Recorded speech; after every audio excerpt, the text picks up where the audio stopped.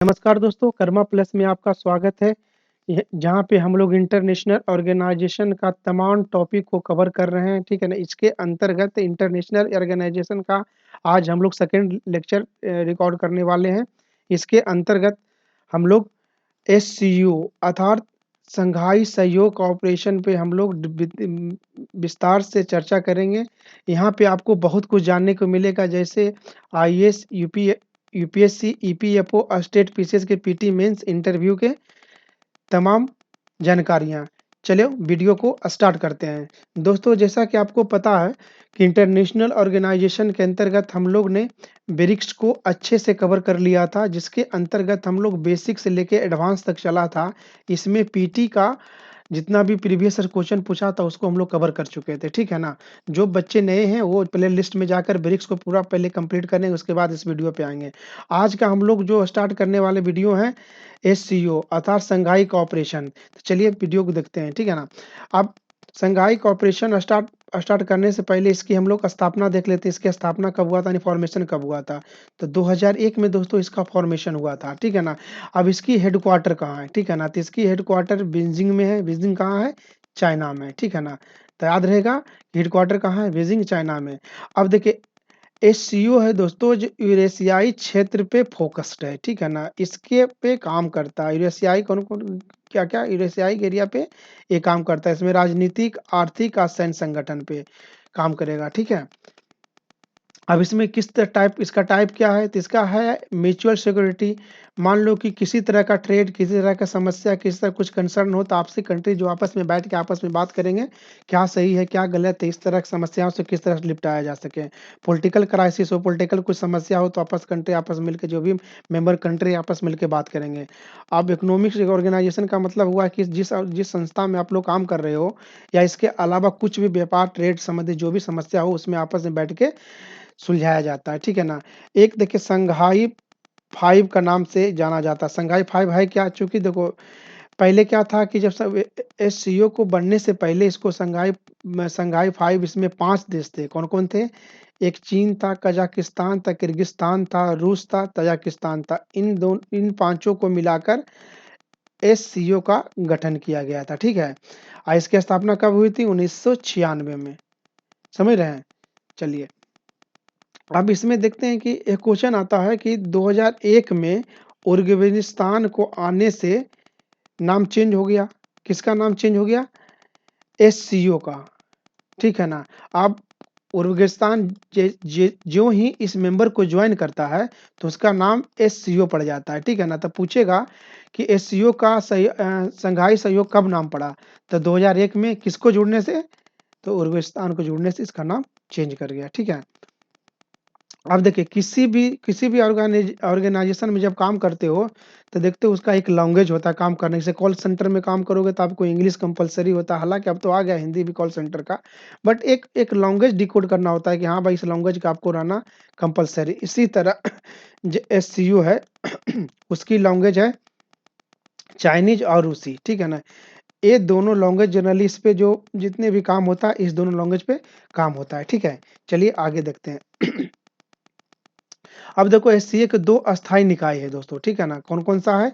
एक एससीओ सचिवालय और एक होता है रैट्स मतलब रीजनल एंटी टेररिस्ट स्ट्रक्चर। ये कहाँ है? ताशकंद। ताशकंद कहाँ है? रूस में। ठीक है ना? अब क्षेत्रीय आतंकवाद रोधी संरचना है, ठीक है ना? अब एससीओ का सचिवालय कहाँ है दोस्तों? ये है बीजिंग का चीन में, ठीक है ना? अब देखो एससीओ मुख्य रूप से अस्थायी मतलब कि परमानेंटरी बॉडीज़ है, ठीक है ना? जबकि राष्ट्र के प्रमुख परिषद जो एससीओ का जो डिसीजन मेकिंग का इंस्टीट्यूशन है, ठीक है ना? मतलब निर्णय निर्माणकारी संस्थान है, ओके?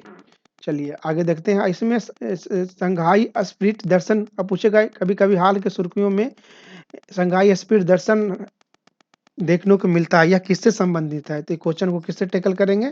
एससीओ से प्रेरित है। बस ऐसा ही एक एमसीक्यू मेरे को लगा कि आएगा, इस वजह से हम आप लोग को ये बना दिए, ठीक है ना? क्योंकि आजकल यूपीएससी का ट्रेंड रहा, यूपीपीसीएस का ट्रेंड रहा कि कैसा टर्मिनोलॉजी यूज़ कर लेता है और उससे क्वेश्चन बना देता है कि नहीं ऐसे क्वेश्चन आप बनाओ, ठीक है ना? चलो आगे देखते हैं।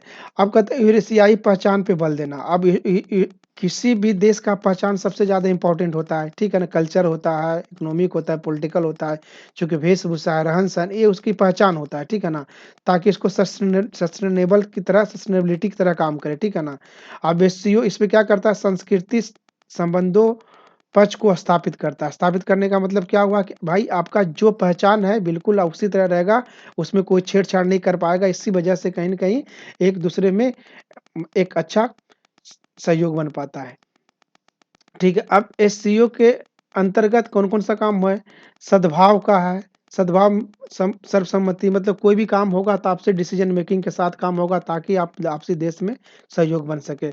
अब क्या कर अन्य संस्कृतियों के प्रति सम्मान, अन्य संस्कृतियों के प्रति सम्मान का मतलब कहीं न कहीं कि एक देश का हर एक देश का अलग-अलग कल्चर होता है, अलग-अलग संस्कृति होता है, रहन-सहन, खान, पहनावा, ओढ़ावा ये सब हो गया संस्कृति। इसके प्रति जितनी भी मेंबर कंट्री है उसका सम्मान करेगा, ये उनका मेन इसमें एक आंतरिक मामलों में हस्तक्षेप नहीं। देखो किसी भी देश का सॉवरेनिटी का सबसे बड़ा ये होता है कि आप किसी के इंटरनल मामले इंटरवेन नहीं कर पाओगे, नहीं करो। इससे क्या होगा कहीं न कहीं उसकी संप्रभुता की बात होता है, सेल्फ डिग्निटी की बात होता है।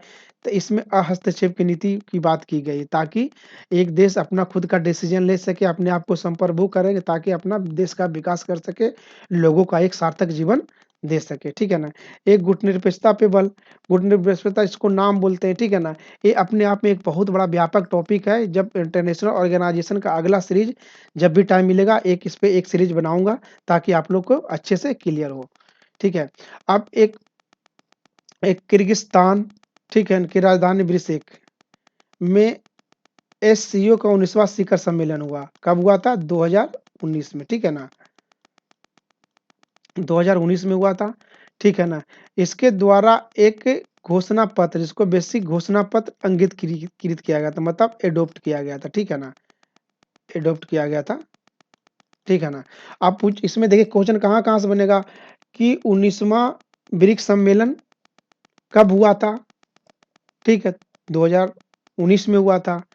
किस देश में हुआ था? तो किर्गिस्तान में हुआ था। किर्गिस्तान में रहेगा था, बिश्केक में हुआ था। इसका मेन क्या था घोषणा पत्र था, बिश्केक घोषणा पत्र था, ठीक है ना? इसी दिन अडॉप्ट किया गया। चलिए, अब दोस्तों एससीओ को संरचना पे बल देते हैं, ये बहुत ही इम्पोर्टेंट है दोस्तों। एससीओ का टोटल मेंबर कंट्री हैं 8, ठीक है ना? इसमें कौन-कौन सा चीन है, भारत है, कजाकिस्तान है, रूस है, तजाकिस्तान है, किर्गिस्तान है, उज़्बेकिस्तान है, पाकिस्तान है, ठीक है? ये इसका टोटल 8 मेंबर कंट्री है। चलिए इसको हम थोड़ा-सा याद करने के लिए आसान तरीका बताते हैं पिक्चर के थ्रू, ठीक है ना? आप देखो दोस्तों कि 1 मिनट चलो, अब इसमें हो गया अपना प्यारा भारत, ठीक है? चाइना हो गया, इधर हो गया रसिया हो गया, कजाकिस्तान हो गया, किर्गिस्तान हो गया, उज़्बेकिस्तान हो गया, पाकिस्तान हो गया। इस तरह दोस्तों जब याद रखोगे तो कहीं न कहीं चीज़ों आसान होगी। अब इसका देखिए एक मेंबर कंट्री का एक अलग से हम लोग पिक्चर के थ्रू दिखाने की कोशिश किए हैं, ठीक है ना? अभी देखो तजाकिस्तान हो गया यहाँ, ठीक है दमिश, ठीक है? ये हो गया, कजाकिस्तान हो गया, फिर से एक ये हो कजाकिस्तान हो गया, ठीक है ना? ये हो गया अपना रसिया, मकाओ, ठीक है ना? ये अपना पाकिस्तान का इस्लामाबाद हो गया, उज़्बेकिस्तान का ताशकंद। अच्छा सॉरी एक चीज़ मैं तो वहाँ से मैं गलत बोल गया था। ताशकंद एक्चुअली उज़्बेकिस्तान में था, ठीक है ना? हम वहाँ शायद रसिया बोल दिए थे, थोड़ा-सा वो आप कलेक्ट कर लीजिएगा, ठीक है? आप यहाँ देख लीजिए, एक ऑब्जर्वर स्टेट होता है, ठीक है? तो ऑब्जर्वर स्टेट यानी पर्यवेक्षक राज्य, ठीक है ना? पर्यवेक्षक राज्य 4 हैं, कौन-कौन है? अफ़गानिस्तान है, बेलारूस है, ईरान है, मंगोलिया है, ठीक है ना? इसमें वार्ताकार देख लीजिए, डायलॉग पार्टनर कौन-कौन सा? अज़रबैजान है, आर्मेनिया है, कंबोडिया है, नेपाल है, टर्की है, श्रीलंका है, ठीक है? ये हो गया डायलॉग पार्टनर, ठीक है? अब दोस्तों इसमें देख लेते हैं सिविल सर्विसेज़ एग्ज़ामिनेशन 2016 के क्वेश्चन, ठीक है ना?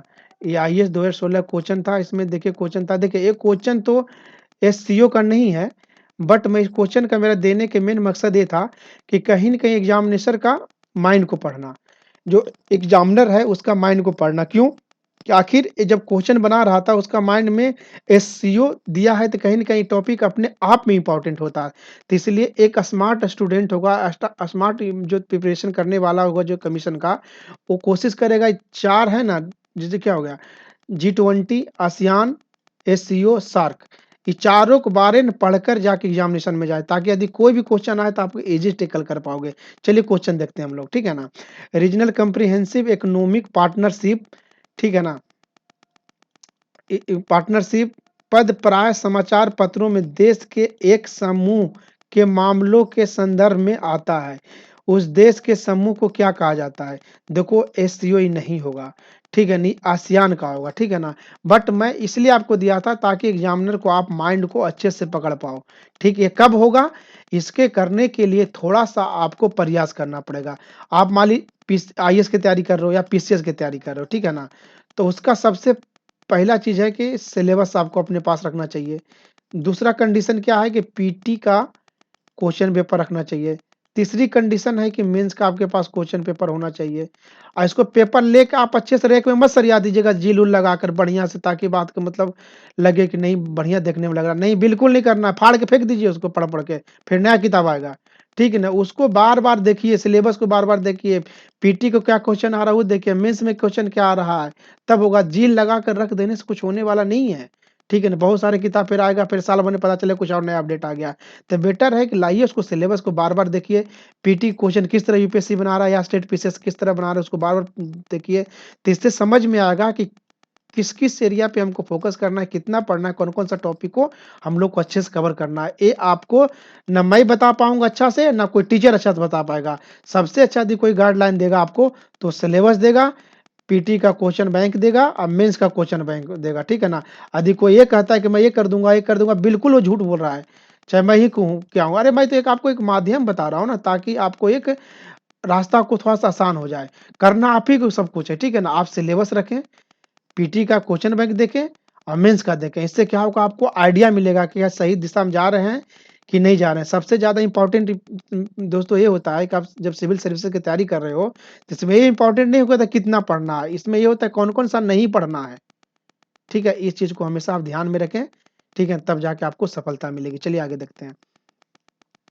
दोस्तों एक इसमें एक क्वेश्चन ये है कि सीएसओ के संदर्भ में निम्नलिखित में कौन-सा कथन सत्य है? सत्य के बारे में पूछ रहा है, ठीक है ना?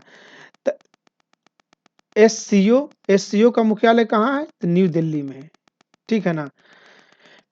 न्यू दिल्ली में है। ये क्वेश्चन माँग रहा है तो क्या इसका न्यू दिल्ली में है? तो बिल्कुल ही गलत है। कहाँ है ये? बीजिंग में है। बीजिंग कहाँ है? चीन में है। तब देखो अभी क्वेश्चन तो पहले ही गलत हो गया। इसके सदस्य देश कितना है? 8 है, बिल्कुल सही है।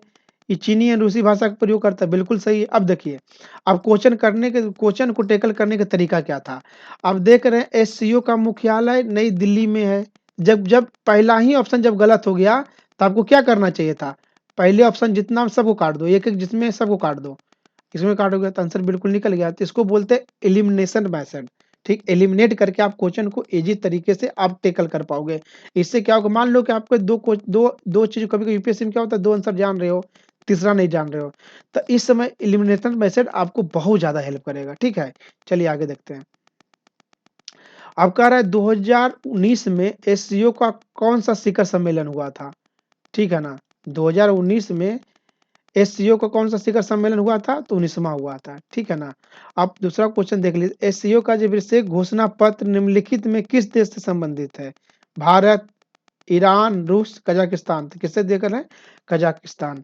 दोस्तों आज का वीडियो हम लोग यहीं तक रखते हैं, ठीक है ना? वीडियो आप पसंद आया हो तो आप लोग लाइक करें, नहीं पसंद आया तो डिसलाइक करें, शेयर करें, सब्सक्राइब करें और कमेंट करें, ताकि आप लोग का एक व्यू जान पाएँ कि आप लोग को वीडियो अच्छा लग रहा है या नहीं लग रहा है।